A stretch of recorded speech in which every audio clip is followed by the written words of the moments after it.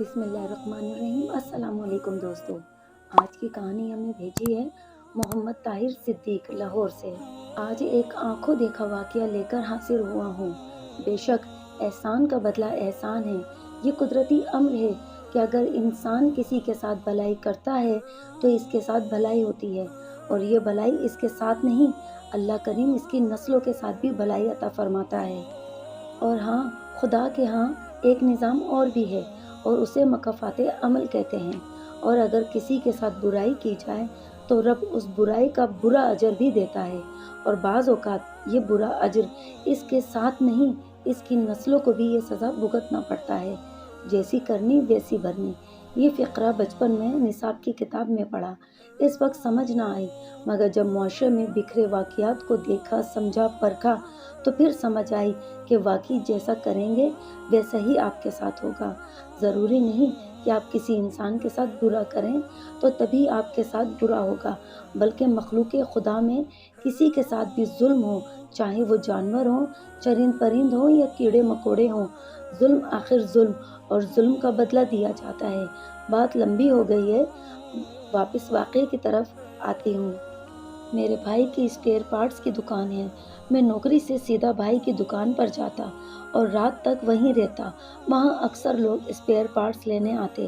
وہاں ایک سرکاری ملازم آتا تو اس کی گاڑی میں اصیل مرغ ہوتے۔ میری بھی ان سے الگ سلگ ہو گئی۔ میں نے ان سے پوچھا کہ جناب، آپ کی گاڑی میں اکثر مرغ ہوتے ہیں، یہ کہانی کیا ہے؟ مسکرا کر اور مونچھوں کو تاؤ دیتے ہوئے کہنے لگے، جناب، لوگوں کے سرکاری کام ہوتے ہیں، میں اکثر کام کے بدلے میں ان سے انعام اصیل مرغ کے نام پر لیتا ہوں۔ یہ مرغ کوئی سستے نہیں ہوتے، نسلی اور بیش قیمتی ہیں۔ مجھے مرغ لڑانے کا شوق ہے۔ میں حیران ہوا کہ اعلیٰ عہدے پر فائز شخص، اور شوق کیسا؟ میں نے تجسس اور حیرانی کے انداز میں پوچھا کہ آپ کے اکثر مرغوں کی آنکھوں پر پٹی بندھی ہوتی ہے، اس کا کیا مطلب ہے؟ کہنے لگے، لڑائی کے دوران اکثر مرغ اندھے ہوتے ہیں، پھر ان کی کڑھائی بنوا لیتا ہوں۔ خیر، وقت گزرتا گیا۔ سال سے 1.5 سال بعد وہ بندہ ریٹائر ہو گیا۔ اس نے شہر کی بڑی مارکیٹ میں بیٹے کو کپڑے کی دکان ڈلوا کر دی۔ بیٹے نے وہ ساری دکان 2 سال کے اندر اجاڑ دی۔ دکان ختم ہوئی، سرمایہ ختم ہوا، مگر مرغ لڑانے کا شوق کم نہ ہوا، نہ ختم ہوا۔ ابھی 1 سال پہلے مجھے اس شخص کا بیٹا انتہائی خستہ حال میں ملا۔ اس کی حالت اس کے حالات بتا رہی تھی۔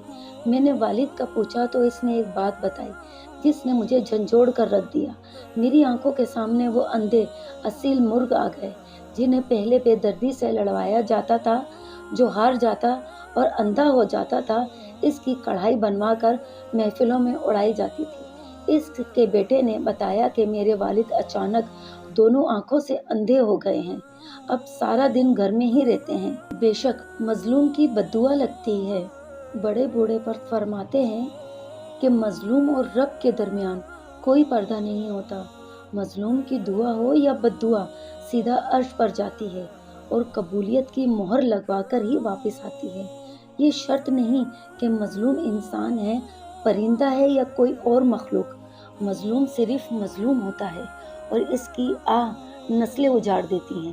اگر کسی قاری کو ایسا شوق ہے تو خدارا باز آ جائیں۔ پرندے رکھیے، پالیے، ان کے لاڈ اٹھائیے، مگر ان پر ظلم ہرگز نہ کیجیے۔